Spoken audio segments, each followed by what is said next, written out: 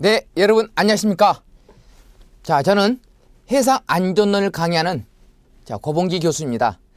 자, 여러분들은 7급 기술직 공무원이죠.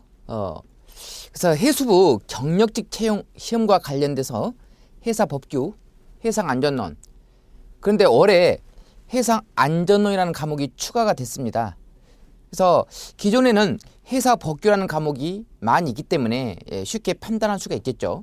해사법규는 법과 그 다음에 시행령, 더 나아가서는 일부 법에서는 시행규칙까지 물어보는 문제가 나오죠. 자, 이런 것들은 어느 정도 다 기틀이 잡혔던 거죠. 그러나 해상안전론과 관련된 분야는 여러분들이 생소하게 느낄 것입니다.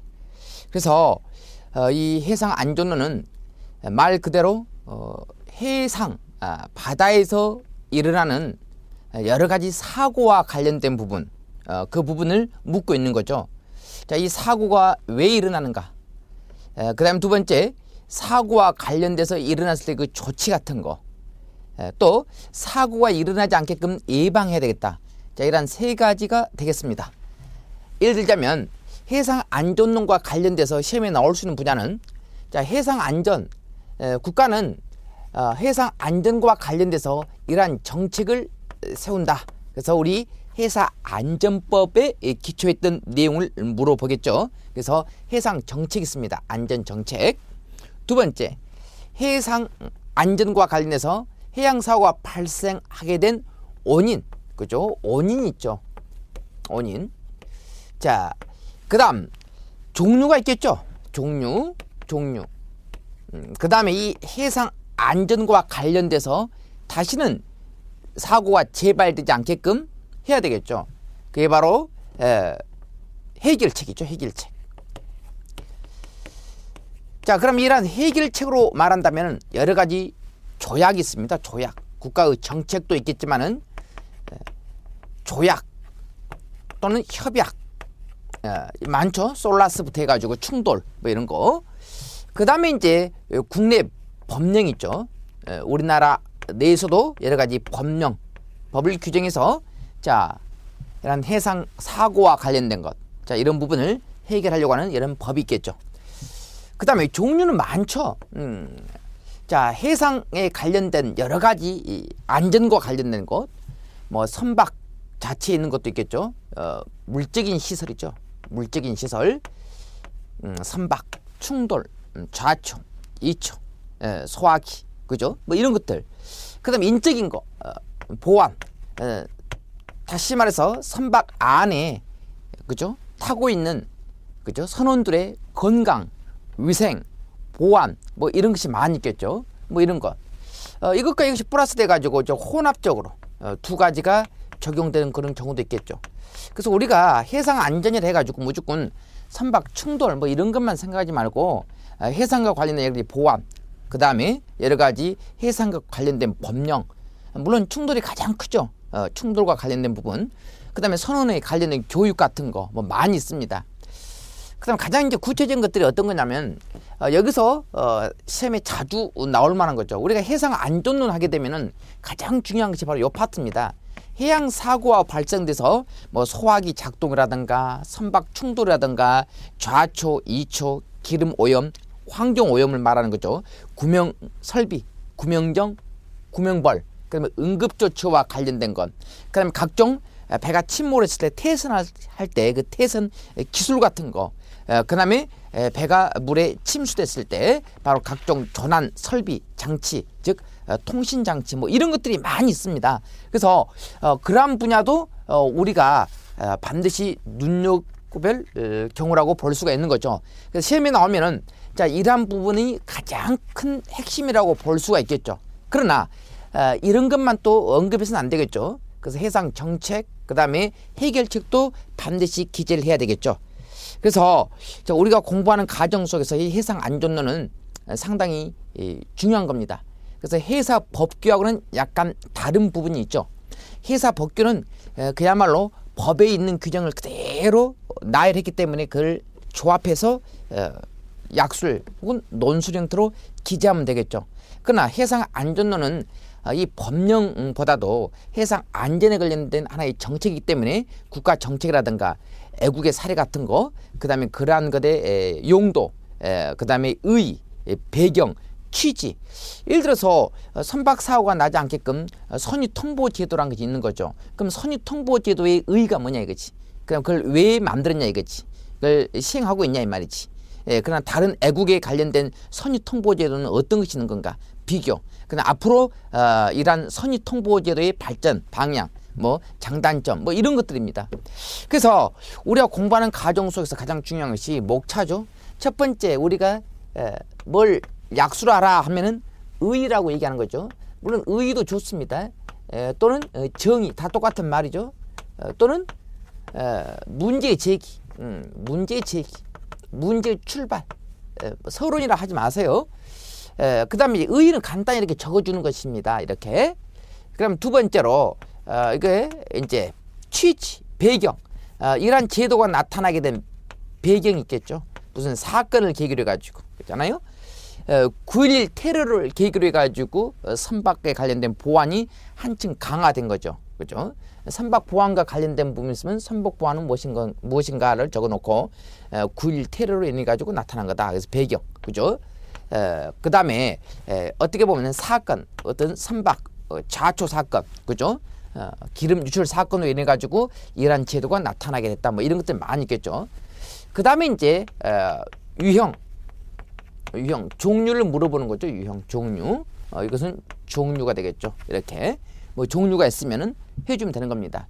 그다음에 1번 이렇게 해도 좋고, 그 다음에 여기에 가로 1번 이렇게 해도 좋은 건데 또 이렇게 해도 좋습니다. 일반적으로 요거 다음에는 요거거든요. 그 다음에 요거고, 그 다음에 이거고, 그 다음에 기억이잖아요. 근데 우리가 약술이나 논술 할 때 여기까지 가는 그런 것은 거의 없어요. 한 3개 정도만 이렇게 되는 겁니다. 더 이상 하게 되면은 복잡하죠. 시간적인 여유가 없습니다. 그런데 이제 일반적으로 이제 1번 하잖아요. 1번 했을 때 이게 모양새가 안 좋기 때문에 일반적으로 꼭 이게 이제 정석이죠. 정석인데 이러지 않고 여기다가 쌍가루를 갖다 입혀주면 더 멋있어요. 이렇게.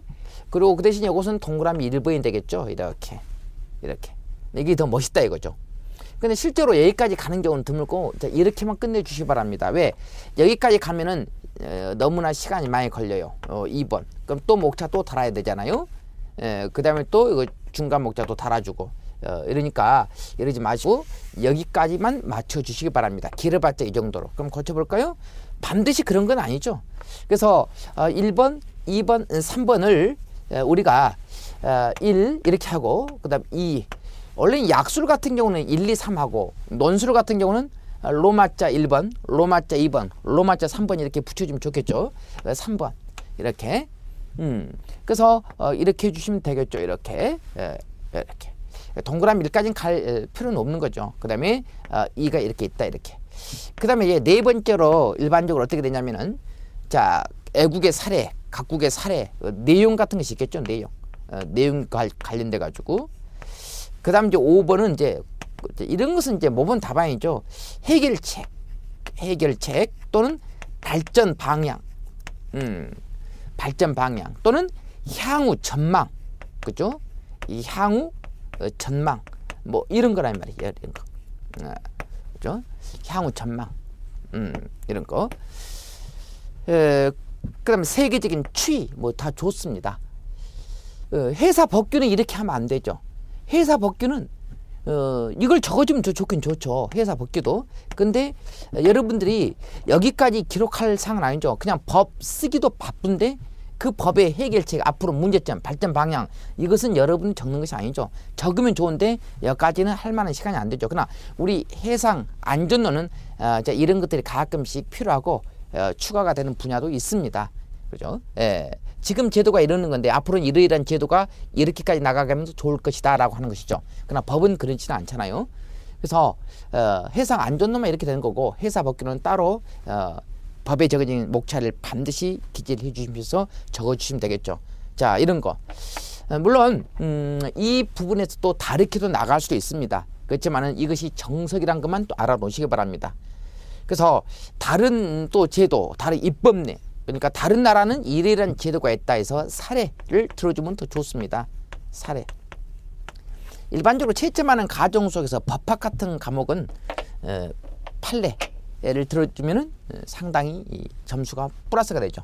그러니까 법학이 아닌 이런 해상 안전론, 이런 정책, 행정학, 정책학 이런 파트는 뭐 항해학도 마찬가지죠. 각 나라의 어떤 사례를 갖다가 적어주면은 이것이 득점 요소라고 볼 수가 있습니다. 사례라고 하면은 일반적으로 무슨 사건이 되겠죠. 근데 실제로 시험장 가서 답안을 작성하려고 할 때는 이러한 것들이 생각이 나지 않아요. 그러면 1번, 2번, 3번, 4번, 5번 있으면은 1번은 그냥 우리가 알 수 있어요. 어떤 것에 약수를 하라면 그런 그 개념을 적어주시면 되겠죠. 개념 적어주시면 된다 이 말이야. 그러니까 마지막 거 이것도 뭐 적을 수 있으면 적는 거죠. 그럼 2번, 3번, 4번 서로 바뀌어도 좋습니다. 그냥 적어주시면 돼요. 꼭 2번이 여기에 올 필요 없는 거죠. 물론 이게 정석이지만은 쓰다 보면은 생각이 안 나는 겁니다. 그래서 이걸 먼저 적고 또 이걸 나중에 적고 또 이걸 나중에 적어도 큰 문제는 없어요. 일단 내용이 다 들어가면 되는 거니까. 물론 짜임새가 약간 바뀌었기 때문에 그렇게 모양새는 좋지는 않습니다. 그러나 다 적었다는 그 자체가 중요한 거죠. 저도 시험장 가서 이런 문제를 갖다가 풀 때 전혀 생각이 나지 않는 분야도 있죠. 나중에 쓰다 보면은 이걸 어떤 걸 적었다는 생각이 머릿속에 들어오는 겁니다. 그럼 그것을 나중에 적어주면 되는 거죠. 근데 그걸 다시 적으려고 하면은 시간과의 싸움이기 때문에 시간이 허락하지가 않죠. 쓰다 보면은 미처 놓쳐버린 부분도 있는 거죠. 너무나 쉽게 봤던 것을 쉽게 놓쳐버린 경우가 있기 때문에 충분히 알 수 있는 내용이지만은 자, 이러한 개념으로 답안을 작성해주면은 상당히 모범 답안이 될 수 있을 거라고 믿습니다. 자, 여러분, 해상 안전론이라는 과목은 어렵지는 않습니다. 그래서 우리 교재는 제 1장부터 해서 41장까지 제가 목차를 만들었어요. 그래서 원래는 1편, 2편, 3편, 4편, 5편 자, 이렇게 해서 만들었는데 자, 이것이 주관식이다 보니까 차라리 그 편에 있는 것을 일부 가장 중요한 파트만 뽑아가지고 자, 41개 파트로 분류했습니다. 앞으로 더 중요한 부분이 있으면은 강의하는 과정 속에서 보충 자료를 많이 드리도록 하겠습니다. 자, 이렇게 해서 해상 안전론과 관련된 공부 방법을 말씀드렸고 강의하는 도중에 여러 가지 또 답안 작성과 관련된 부분도 제가 언급하도록 하겠습니다. 자, 여러분들 저를 믿고 따라오시길 바랍니다. 감사합니다.